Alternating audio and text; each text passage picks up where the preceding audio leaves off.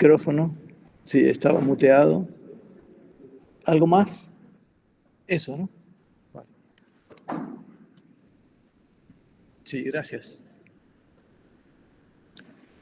¿Más dudas, más preguntas? Sí, cualquiera de los dos.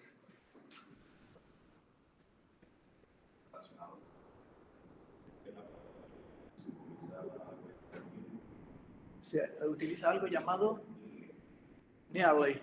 Ah, vale, vale. Sí, o sea que sí, se está usando otro parser generator en esa. Sí, a lo largo de los años hemos usado distintos parser generators y a veces usamos Nearly, que es también bottom-up, pero utiliza otra técnica que se basa en programación dinámica, que la han visto y construye todos los árboles, no uno solo, sino todos los árboles. Háganlo con JSON, quiero decir, para la puestos a entrenar, pues lo haces con JSON e incluso te sale más fácil. Sí, Nearly es un poco más complicado que JSON. Sí. Sí, claro, claro. Vamos a hablar de esta práctica hoy.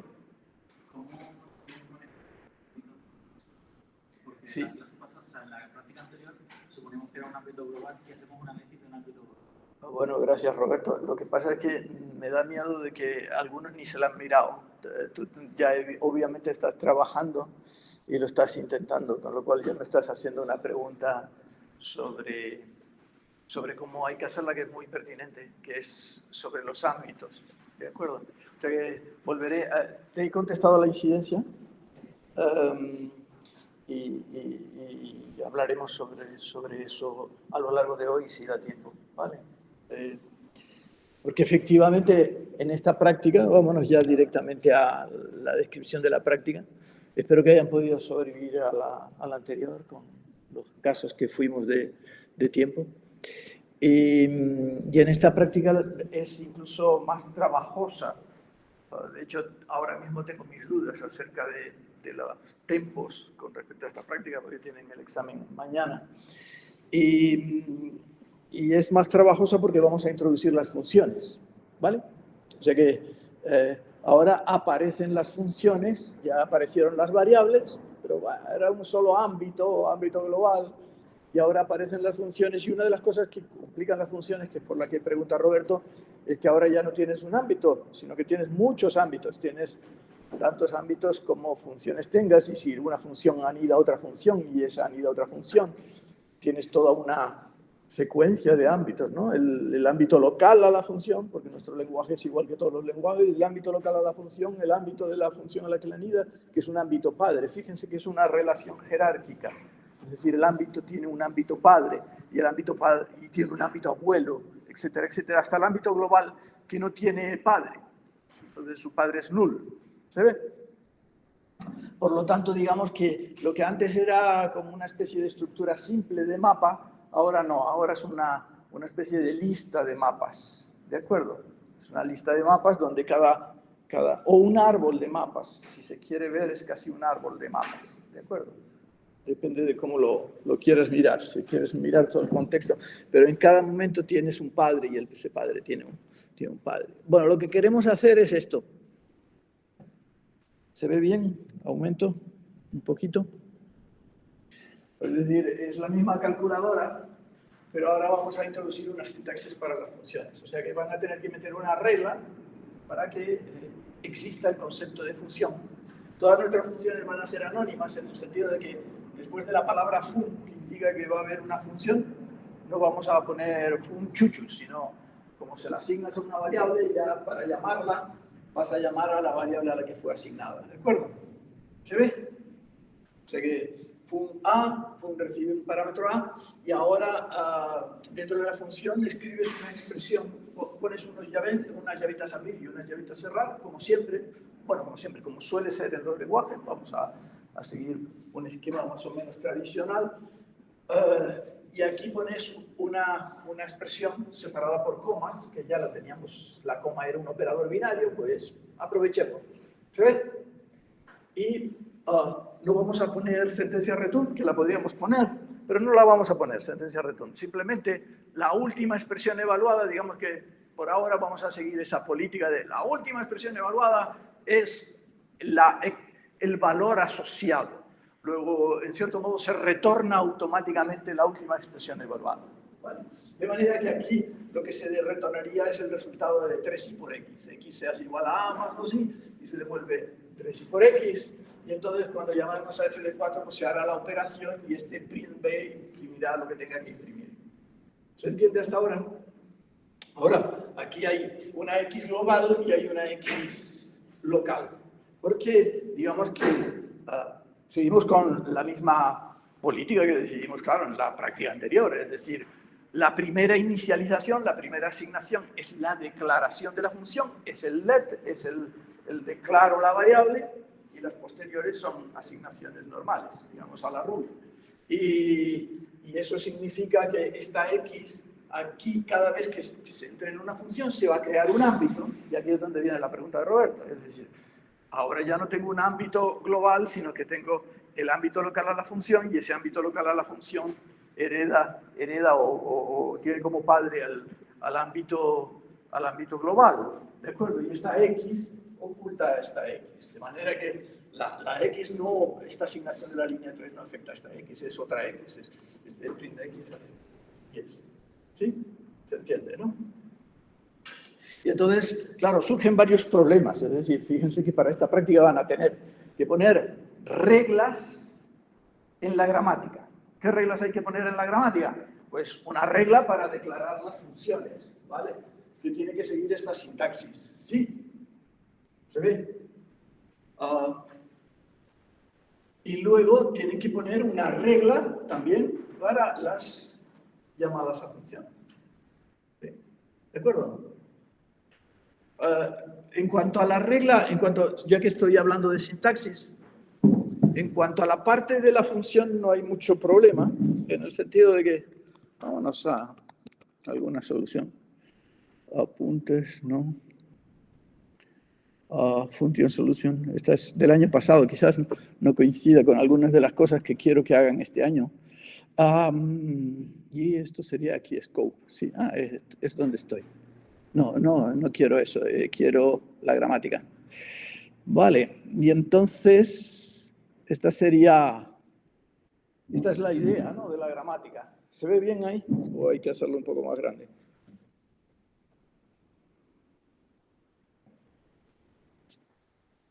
O sea, hay que meter un token from, luego viene un paréntesis de abrir, luego, claro, podríamos decir, una función recibe n parámetros, ¿vale? Parámetro sub 1, parámetro sub 2, parámetro sub 3, parámetro sub 4. Y eso lo haremos más adelante.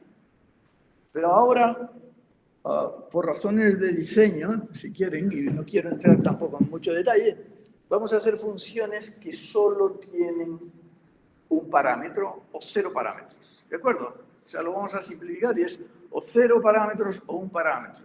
Ustedes pueden pensar, hombre, eso es una limitación. No va a ser una limitación. Al final tendremos los n parámetros y no solo va a ser una limitación, sino va a ser una extensión del concepto de n parámetros. Vamos a extenderlo con un concepto que se llama currificación, que es otra forma de entender los n parámetros. ¿Sí?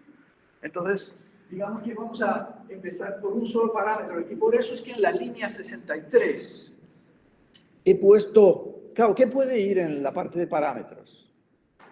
Podríamos haber puesto una categoría gramatical que fuera expresión o vacío o expresión, pero fíjense que ahí tiene que ir.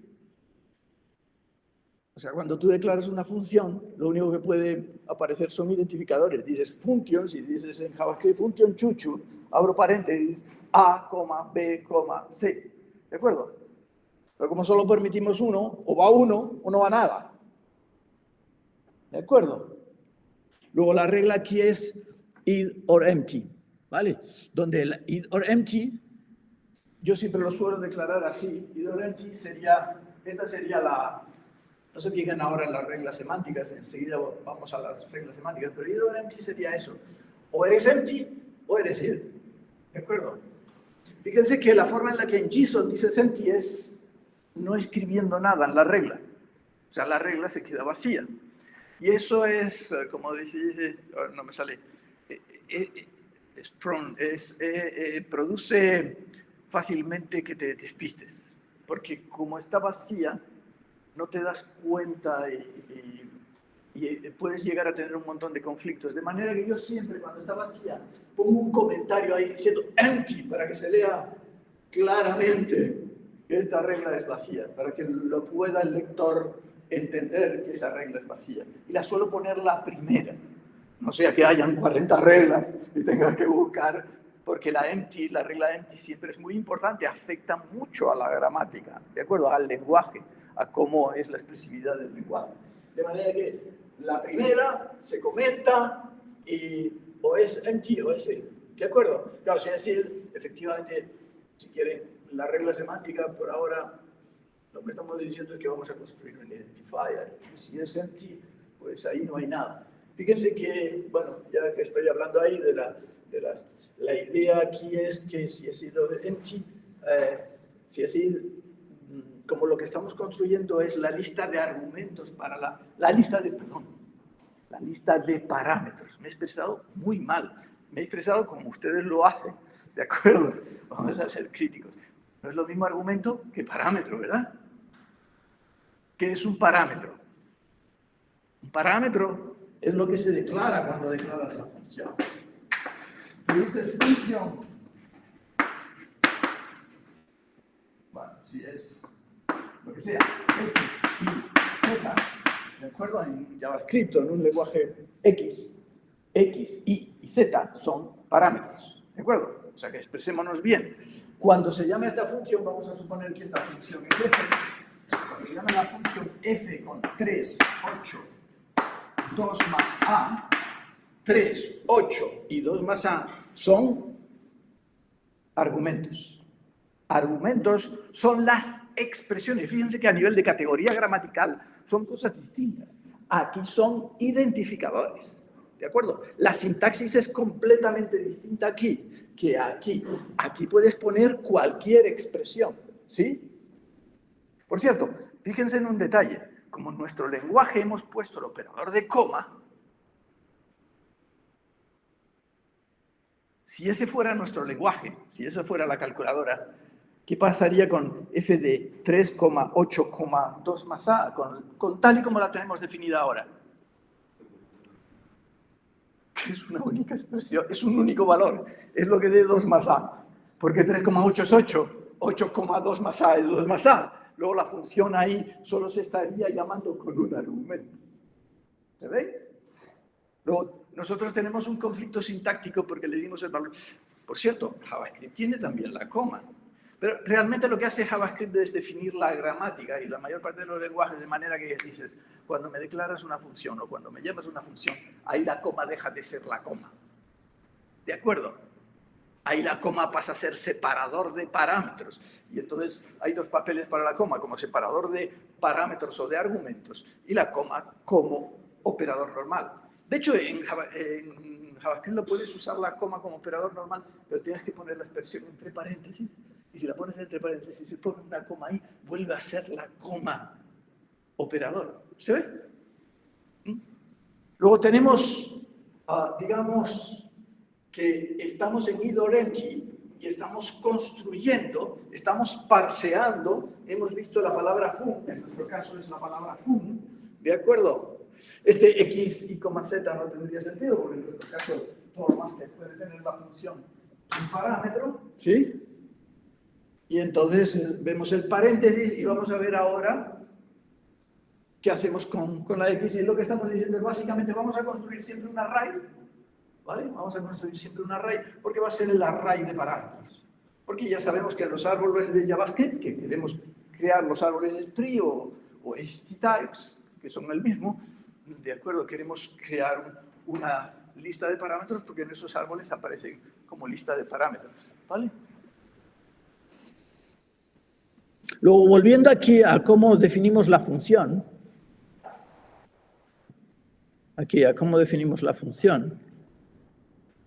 eso, ponemos idorempty, vamos a cerrar el paréntesis, todo va chulo, abrimos la llavita para el cuerpo de la función, ponemos una llamada a la categoría gramatical expresión, y cerramos la llavita. ¿Sí?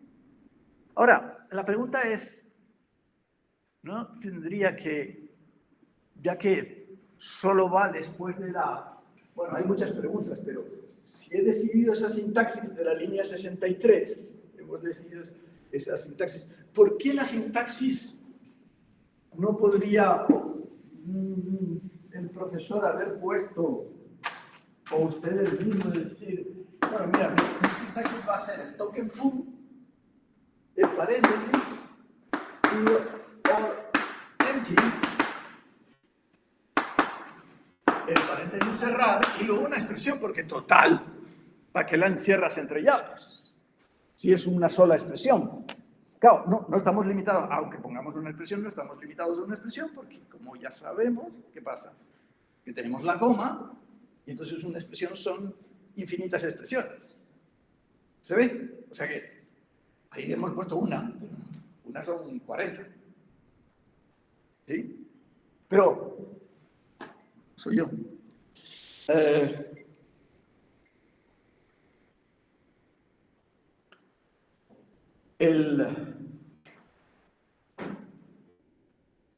Perdón. ¿Qué era lo que estaba diciendo? Sí. Vale. Que viene. ¿Por qué esa solución es mala? Quiero que piensen por qué esa solución es mala. Desde el punto de vista sintáctico, vamos a tener problemas. Les doy una pista. Si hago esa solución, voy a tener, no me atrevería a decir una ambigüedad, pero ¿qué va a pasar? Claro, si tengo esa solución y yo escribo una función, digo, sea la función chuchu igual a la función, recibe x, y luego hace a, b, c, d, ¿qué pasa con las comas? Se irían hasta el final del programa. ¿Lo entienden? ¿Se ve? Luego, necesitamos imperiosamente un token que diga, aquí se acaba la función. Y por eso, porque es tradicional poner llavitas, hemos usado las llavitas. Podríamos haber usado realmente cualquier otro token. En fun, cualquier otra cosa. ¿Se ve? Pero necesitamos un token que diga, aquí se acaba la función. Porque problemas con donde empieza no tenemos. Está claro. Pero problemas donde se acaba, sí. ¿Se ve por qué la sintaxis, por qué el diseño sintáctico tiene que ser un poco así? No necesariamente así, pero necesitas, ¿sí? Tal y como tenemos la historia.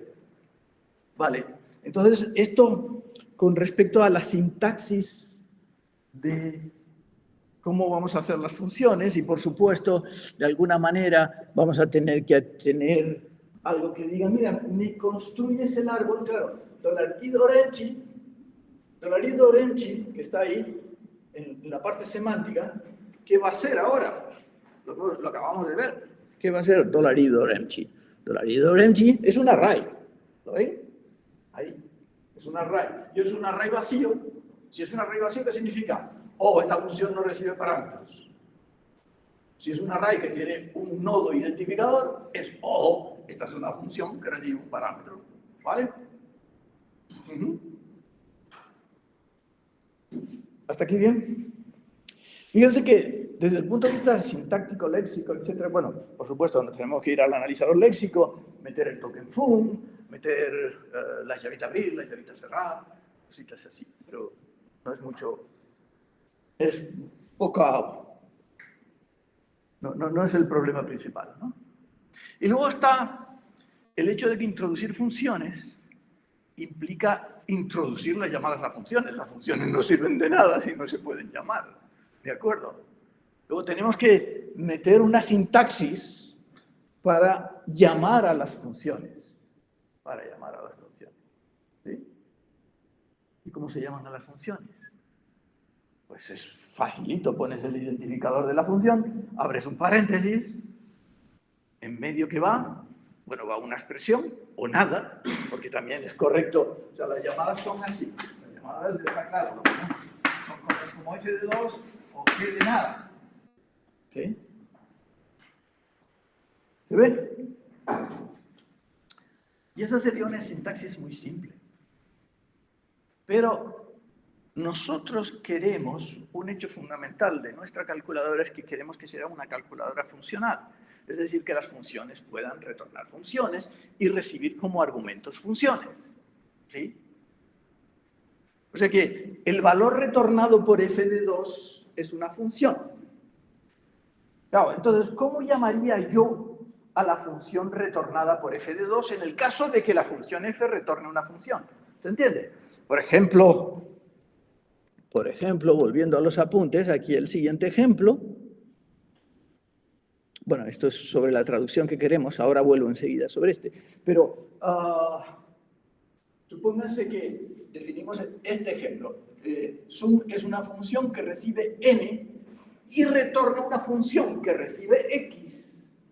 Y esa función retorna el n que le vino antes con el x. Fíjense que esta función que está aquí dentro, ¿de acuerdo? Conoce el n porque está dentro de la función de arriba, luego conoce el n.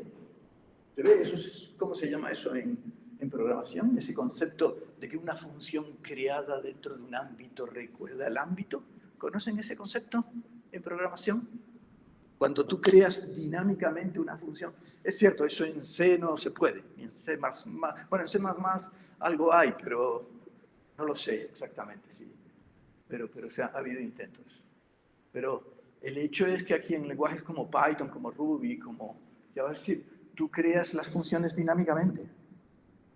Y la función se crea en un ámbito y ve el ámbito y entonces accede a las variables del ámbito. De manera que en la línea 2, la función que se acaba de crear se creó en el ámbito de la otra función. De nuevo volvemos al tema del ámbito. ¿De acuerdo? Y porque esa función se creó en ese ámbito, ve el n y puede acceder al n. Y es el n que había vivo en ese momento. Porque incluso ese n puede que a la larga se destruya. ¿De acuerdo? Se destruye, quiero decir, se destruye. No, no se destruye. No tengamos acceso a él. El concepto de se destruye es incorrecto, es la palabra incorrecto. Porque de hecho no lo podemos destruir porque la función que está dentro lo puede querer usar. ¿Se ven? ¿Y ese concepto cómo se llama? ¿Alguien sabe la palabra?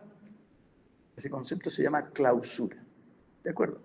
Cuando en un lenguaje se habla de clausuras, se habla de esto. Del hecho de que una función creada dinámicamente recuerda cómo estaban los valores del ámbito, los binding que existían en el momento de su creación. ¿Sí? De manera que, ya dijimos, cuando una función en nuestra calculadora simplemente llamas una expresión, el último valor evaluado es retornado. ¿Pero cuál es el último valor evaluado aquí en esta función? Es este fun. Luego, ¿qué es lo que retorna la función sum? La función que es almacenada en el binding sum, en la variable sum. Lo que retorna es esa función de la línea 2, ¿sí? ¿De acuerdo? Luego, ahora yo podría decir algo así como R es igual a sum de 4. Y luego, como R ha sido retornado una función, decir print R de 5. Esto es correcto, ¿verdad? Aquí, con una coma. Perdón, falta la coma. Podría decir R es igual a sum de 4, se lo asigno y llamo a R de 5. ¿Correcto? Sí, es correcto. Pero desde el punto de vista crítico del diseñador de lenguajes, dices, es correcto, pero si tengo que escribir las cosas así, es un poco limitante. O sea, cada vez que recibo una función, tengo que meterla en un identificador, en una variable, y luego llamo a la función. Es mucho más divertido si tú permites que la sintaxis sea esta, la de la línea 4. Es decir, directamente, sum de 4 me retorna una función y esa función la llamo sobre 5, y si esa me retornara otra función, la llamo sobre 6, y si esa me retornara otra función, la llamo sobre lo que sea, incluido nada. ¿Se ve? ¿Se entiende? Luego, digamos que esta disquisición es simplemente para que vean cómo este proposal es un buen diseño, mientras que si dijéramos no, la sintaxis de una llamada es identificador, abro paréntesis, expresión, cierro paréntesis, y nada más, y no puede venir nada más, estaríamos limitando el lenguaje, estaríamos quitándole expresividad al lenguaje. Lo comparten. Y cada vez que tú le quitas expresividad a tu lenguaje, pierdes un usuario. Es como lo del que no cree en las hadas se muere un hada. Pues esto es igual. Cada vez que limitas la expresividad, pierdes un usuario. Se te muere un usuario. Vale. Entonces, la sintaxis la vamos a hacer así. De manera que tú puedas escribir todas las llamadas que quieras. ¿Vale? Y eso complica un poquito la gramática. Eso complica un poco la gramática porque ahora llamar es como una cosa recursiva. Tiene que ser una regla recursiva que dices, y de lo llamado puedes llamar. ¿Vale? Y entonces tendrías que ir a una sintaxis más complicada. Y entonces nos vamos a la línea 62. Y necesitamos una nueva categoría. Aquí hay disquisiciones, la gramática no tiene por qué ser así, ¿de acuerdo? Pero bueno, yo siempre la hago así, es como más, queda con menos reglas, ¿de acuerdo? Pero se puede hacer con más reglas y a lo mejor hasta se lee mejor con más reglas. Pero yo, ahí lo que estamos diciendo es básicamente, la regla del identificador la vamos a cambiar. Y decimos, después de un identificador pueden venir un montón de paréntesis de llamada o ninguno. ¿Se ve? O sea que apply va a ser una regla que incluso puede producir el vacío y en ese caso es el identificador seco y pelado que teníamos en la práctica anterior. O resulta que el identificador era un identificador de una función, eso ya es un problema semántico de función, etc. Y entonces puedo llamar a ese identificador A de paréntesis B, A de paréntesis 4, cierro paréntesis, paréntesis 5, cierro paréntesis, etcétera, etcétera. ¿Vale? Con lo cual necesito una nueva categoría gramatical para decir eso, porque, como lo digo, pues son las listas de paréntesis así, raca, raca, raca, raca, raca, raca, una detrás de otra, y tiene que ser recursiva y puede ser vacía, ¿vale? Luego necesito una categoría gramatical que la podríamos haber llamado, algunas veces la llamo cals y otras veces la llamo apply, de aplicar, aplicación. Y entonces necesitamos la categoría gramatical apply, ¿de acuerdo? Por ahora no discutamos sobre la parte semántica de cómo construimos el árbol, etcétera, etcétera. Vale, vámonos a apply. Y entonces en apply, claro, ya lo dijimos, la primero es que apply puede ser vacío, porque puede ser el identificador de antes. ¿Vale? Y como hemos dicho que siempre va a ser la primera regla que le ponemos el comentario, pues le ponemos el comentario y le hacemos la primera regla. Y decimos, apply puede ser nada. O puede ser llamada sin argumentos, o puede ser llamada con argumento, pero siempre puede seguir un apply recursiva. Y ahora ya, con esas tres reglitas, generamos todas las frases fd, paréntesis, cierro paréntesis, paréntesis 2, cierro paréntesis, paréntesis 3, cierro paréntesis, paréntesis 4, cierro paréntesis. ¿Se ve? Ya tenemos todo el lenguaje de las llamadas. ¿Sí? Estoy mezclándolo todo un poco, pero fíjense que con respecto a las reglas semánticas, lo voy a discutir ahí. También ahí se tomaron una serie de decisiones, no tienen por qué ser las mismas. Pero al final, cuando tú quieres construir el árbol, en la línea 62 lo que vamos a hacer es construir el árbol de una llamada. Y para eso tenemos que saber cómo es el árbol de una llamada ¿cómo se llama? De JavaScript, de Spring, ¿vale? Y entonces, sí, quizás es más rápido irse a... no está por aquí, bueno, da lo mismo. ¿Cómo se llama? AST.explorer.net, ¿de acuerdo? JavaScript, Spring, ¿está bien? de paréntesis, bueno, vamos a empezar poniéndole algo, A de paréntesis 2, ¿de acuerdo? Y entonces, claro, esto es una call expression, ya lo sabemos, sí, la call expression es una vieja amiga nuestra, ¿de acuerdo?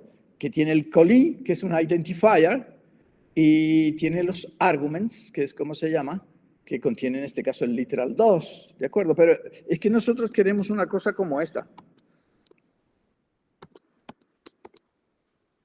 ¿Sí? Que, por supuesto, JavaScript también la admite. En JavaScript una función puede retornar una función y no han restringido el lenguaje a que tengas que hacerle un identificador, sino la misma función que te retornan la puedes llamar sobre la marcha. ¿Vale?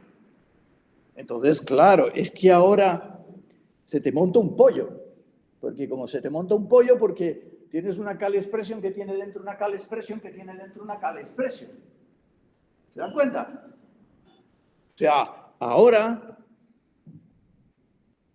tenemos una call expression afuera que vemos dentro que tiene una call expression y si yo abro esto, ¿qué voy a ver? Otra call expression dentro. ¿Sí? ¿Y cuál es la call expression dentro más interna? Sí. Ah, bueno, el canalla como está tan bien puesto, ¿vale? Y estoy, bueno, no, pero estoy en la... No lo he hecho bien del todo el amarillo, porque el amarillo tendría que llegar ahí. ¿Vale? Pensé que lo estaba haciendo bien del todo. ¿Cuál es la que está más en el fondo de las call expressions? ¿Se entiende? Fíjense que hemos dicho la semántica fluye de las hojas hacia la raíz. Es muy importante saber qué es lo que está en el fondo y qué es lo que está arriba, porque lo que está en el fondo se computa primero y lo que está arriba se computa después. Y yo he escrito ahí A, no sé lo que he escrito, pero a ver, A de 2, de paréntesis, 3. ¿No? ¿Cuál es el árbol más profundo de todos? Tú primero tienes que computar A de 2. Si no tienes A de 2, no puedes llamar a la función. Luego el árbol más profundo va a ser el de A de 2. Si yo me voy aquí, ¿de acuerdo? Y me voy al árbol más profundo y le digo ábrete, ¿de acuerdo? ¿Dónde está? Arguments, literal 2. ¿Lo ves? Y claro, tiene el identifier. Porque hasta que no computes A de 2 no puedes tener la función retornada y no puedes evaluar. ¿Sí? Luego, en cierto modo, este arbolito está más abajo que este arbolito, que está un poco más arriba. Y este arbolito va a estar todavía más arriba. ¿Sí? ¿Se ve? Luego, muy importante, se nos va a montar el kiosco así. O tenemos que montar el kiosco así. Porque lo que queremos no se nos va a montar, lo vamos a tener que hacer nosotros. ¿De acuerdo? Pero hay que montar el kiosco así. Pero, claro, es que cuando tú estás montando el kiosco, tienes la gramática, tienes las reglas del apply, y tú estás haciendo el análisis sintáctico, y no puedes tomar decisiones acerca de cómo es el árbol mientras estás en el apply. Porque lo único que estás viendo es el 2, el vacío, el 3, el 4. Así que lo más que puedes hacer en ese caso es reglas semánticas para ir construyendo un array, que te diga, los argumentos de la primera fue el 2, el argumento de la segunda es vacío, el argumento de la tercera es el 3. ¿Se ve? Y montar un kiosco de array. ¿Hasta aquí bien? De manera que por eso, aquí tomé unas decisiones que a veces tomo de forma distinta. Dijo, si es vacío, y de alguna manera hay que distinguir entre distintos tipos de vacío, porque aquí tenemos por un lado, el apply fue vacío, luego significa no hubieron llamadas, luego esto es un identificador. En ese caso vamos a retornar un array vacío. ¿De acuerdo?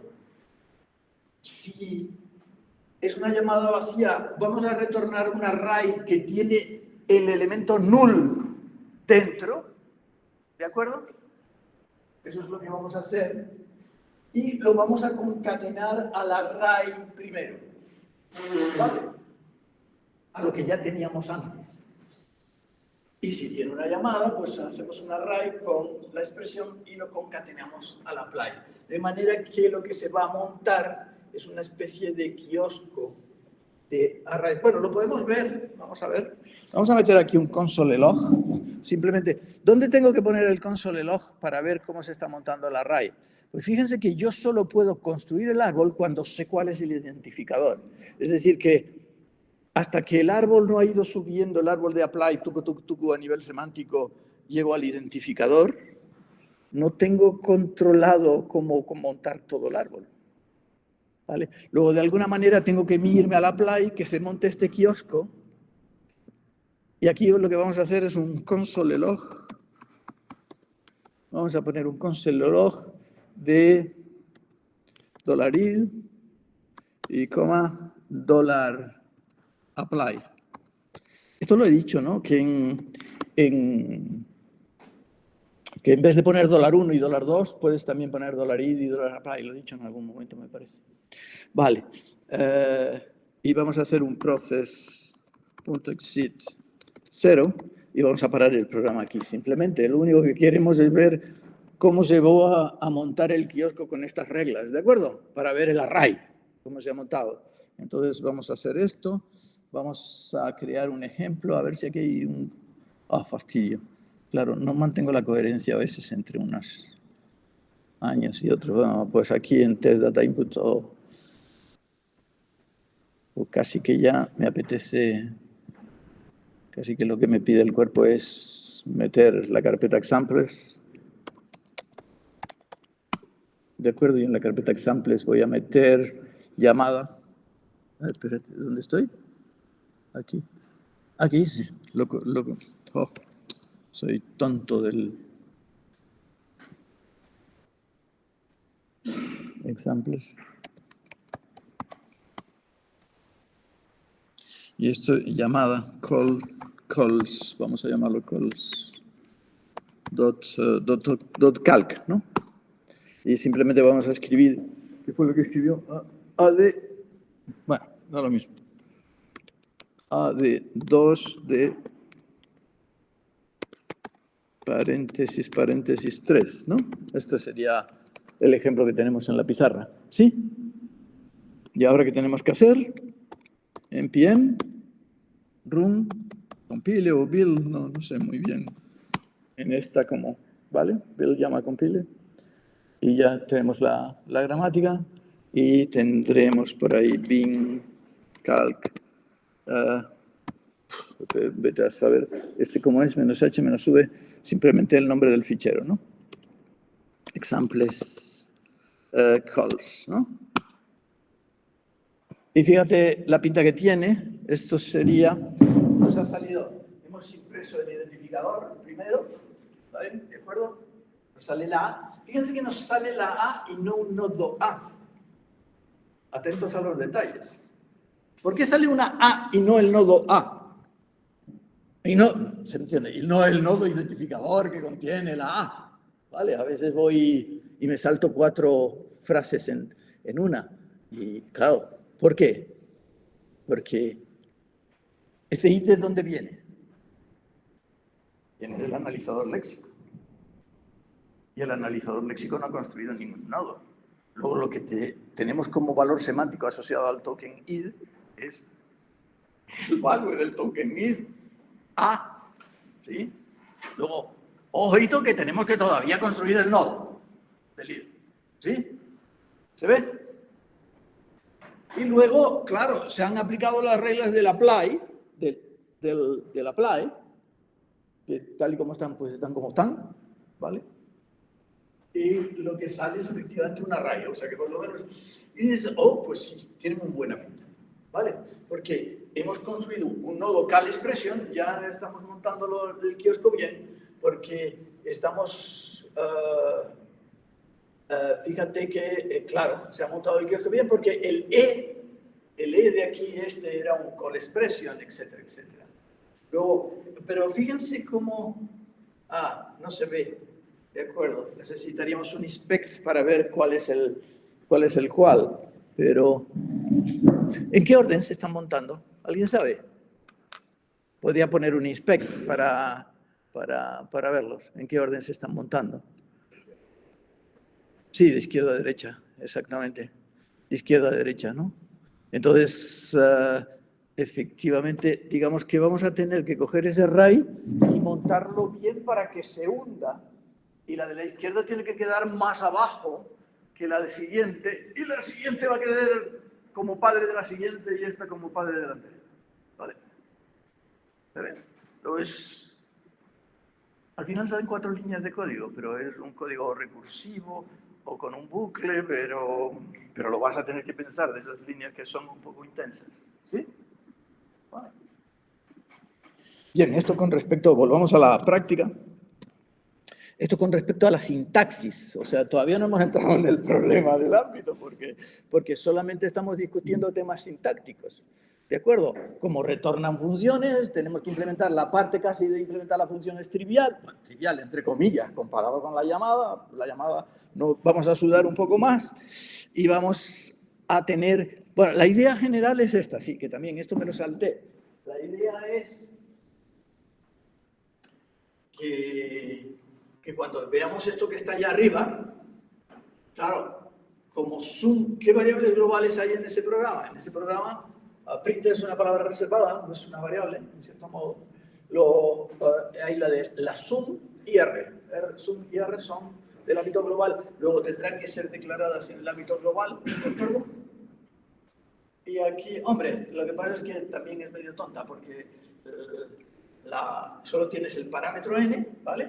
Fíjense que hemos decidido, en este ejemplo se ha decidido traducir las functions por arrow functions, pero ustedes podrían perfectamente decir, pues las traduzco por functions normales de JavaScript, o tomar cualquier decisión de ese tipo, ¿vale? Pero la función sum de arriba se traduce por una arrow function que recibe el $n, siempre prefijamos, ¿vale? Y que retorna una función, $x, return n, $n a x, porque era n más x, y eso como es el complejo n, ¿se ve? Si es local, como en el otro ejemplo, claro, en el otro ejemplo que teníamos, este ejemplo de aquí, teníamos esta x global y esta x local. Entonces, tenemos que hacer un let para las globales, ¿de acuerdo? Y otro let para las locales. ¿Sí? Porque aquí estoy haciendo $f, es una función. Fíjense que como tenemos la coma de arriba, aquí en la función es x igual a más 2i, 3i por x. ¿De acuerdo? Luego nosotros lo que vamos a hacer es, hábilmente, cucamente, vamos a meter un return, vamos a declarar la x, por supuesto. Vamos a tener ahora la cadena de ámbitos, y vamos a decir, cada vez que visitemos, ahora en nuestra visita vamos a tener que visitar los nodos function. Y cada vez que visitemos un nodo function vamos a tener que repetir el truco del almendruco que hicimos en la práctica anterior. A ti por la entrada de tu body, en tu array, te meto los LEDs. ¿Sí? ¿Se ve? Pero además también vamos a tener que saber si una variable ha sido declarada o no para poder cantar los errores. Y básicamente lo que vamos a tener que decir es, vamos a ver, tú estás en el scope de la función, vamos a tener que tener, la estructura de scope va a tener que ser eso, una cadena jerárquica, ¿de acuerdo? Una lista, ¿vale? Y entonces dices, tú estás en este, no, pues entonces estás en el de tu padre, no, y en el del abuelo, no. Y ya llegamos arriba y es null. Chacho, tú no fuiste declarado, ¿vale? Pero si la encontramos, pues dices, es esa, la que encontramos, ¿vale? Entonces, let x, esta x oculta la otra x, y fíjense que siempre vamos a poner inmediatamente return y el valor de la expresión traducida. Y la coma se traduce por una coma, ¿vale? Y entonces lo que vamos a retornar es el complex 3i $x. ¿Hasta aquí bien? ¿Vale? ¿Preguntas? ¿No? Bueno, pues buena suerte mañana con el examen. Es en esta aula, es a la hora habitual, me parece, ¿no? Nos vemos mañana. Seguimos el miércoles hablando de esto. Sí.